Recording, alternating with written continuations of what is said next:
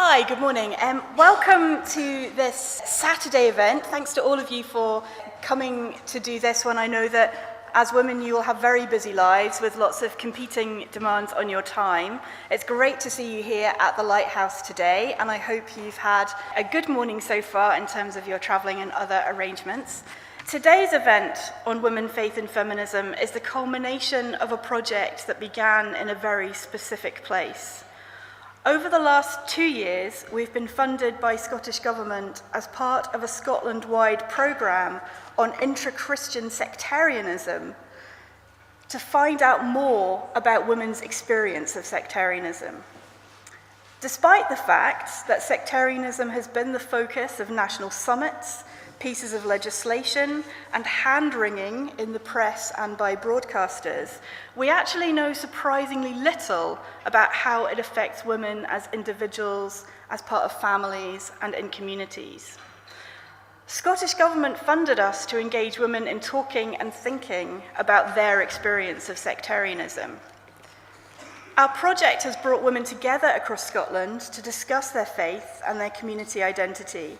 And what they've told us has challenged some of the notions that we have about sectarianism being mostly about men behaving badly in public spaces.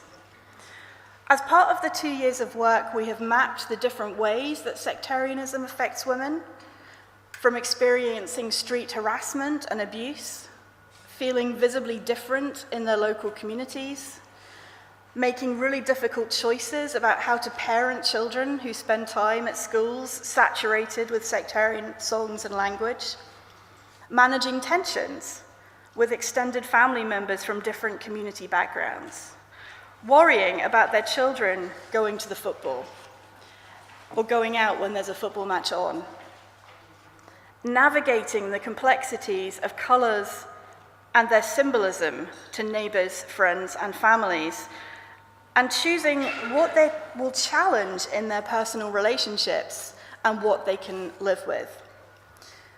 We found that women who attended the discussion sessions fit into 4 broad groups. Some women we found were replicators, replicating sectarianism, strongly identifying with their community background, policing their friends' and families' possessions for things of the wrong colour, and teaching their children sectarian songs and joining organisations that are strongly associated with maintaining sectarian tensions. We found that some women are adapters who understand how to navigate sectarian symbols and put their community identity on and off like a coat, depending on the people they're with, to avoid conflict and maintain positive relationships with family and friends. Some women were resistors, identifying and understanding the language of sectarianism, but challenging it wherever they saw it, even in family relationships and in groups of friends. We also found that some women were a group we're currently calling escapers, although we're looking for a better word than that, because although they live in Scotland, they're not familiar with sectarian symbols and very rarely come across anything that might be labelled sectarianism.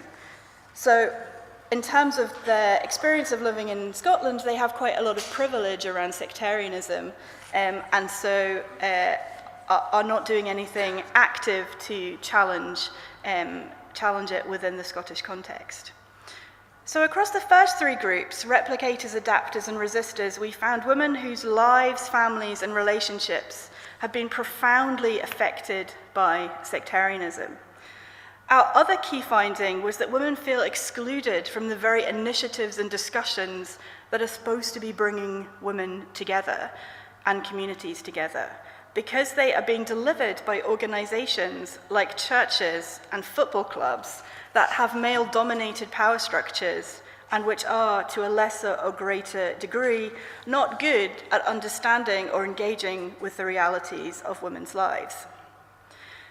This wasn't all that women talked about, though, and we quickly realised that focusing on tensions and conflict between different Christian communities was missing a huge part of the story about women and faith. As part of the project, we have tried to create space for women to explore the issues for themselves. And one of the ways we did this was commissioning a film company to bring together a group of young women to make a film that asked some interesting questions about sectarianism in Scotland. We'll be giving you a sneak preview of the film at lunchtime today, so you can watch it during lunch, but I'd like to show you a couple of minutes of the film now.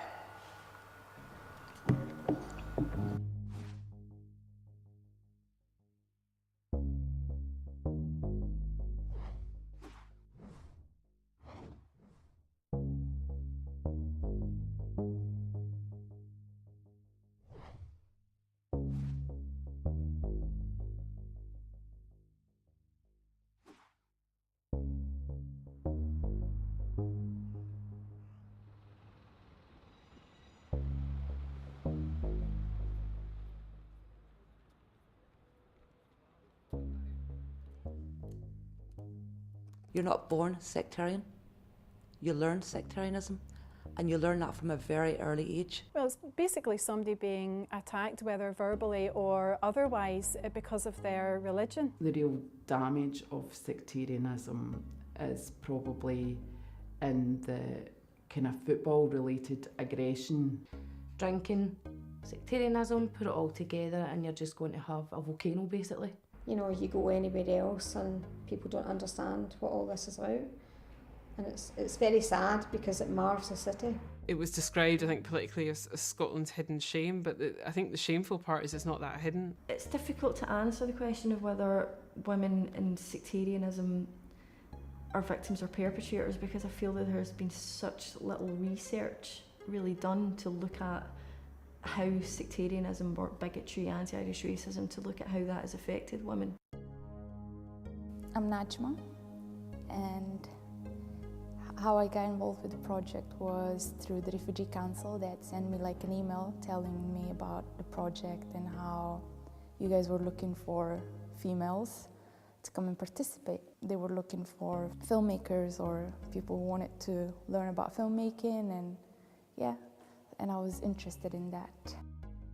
I'm Lorraine, and I was interested in making this documentary because I wanted to learn how to interview. I was interested in getting into people's heads and finding out why they think the way they do. I'm Gabby and I work in theatre and film production, and I first got involved in this project because I had experienced sectarianism through work and relationships. My understanding of sectarianism prior to the project was just none, I guess. It was just the word sectarianism. I had heard of it, and I guess I was able to associate it to football. I knew about it, but I didn't really know the history of it. I think I definitely experienced it through relationships, having boyfriends that were Protestant and I'm Catholic, and inviting them into my family, and then also being invited into their families, and just, you know, the different kind of things you experience through that. Sectarianism is a vast subject, so we wanted to explore different aspects of the subject in different areas, and this film is a collection of our findings.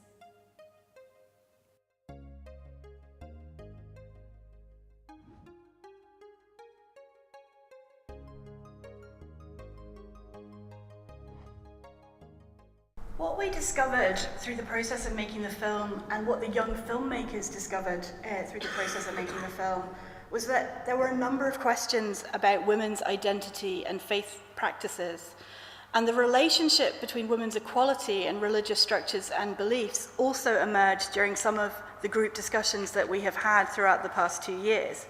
So there are some really big questions that keep emerging. How can people of faith live out that faith in the workplace and in their communities? And what if that faith and belief is constantly being challenged by workplace conversations between co-workers? How can lesbian, bisexual, and trans women be part of a faith community? How can we reconcile feminism and faith when some religious organizations are directly critical of feminism and actively work to stop women have access to justice for rape within marriage, want to make abortion or birth control unlawful, and lobby the state to incentivize women to work within the home and not outside it? And finally, how can women of the same faith and of different faiths come together to make communities that support and sustain women? These are big questions, and they reflect discussions that are taking place across the world.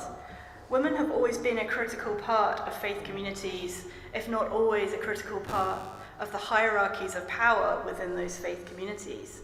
And so we bring you together to talk about some of those questions, to talk about other questions and thoughts you may have about women in faith, and to grapple with some of the big issues going on for women around all of that.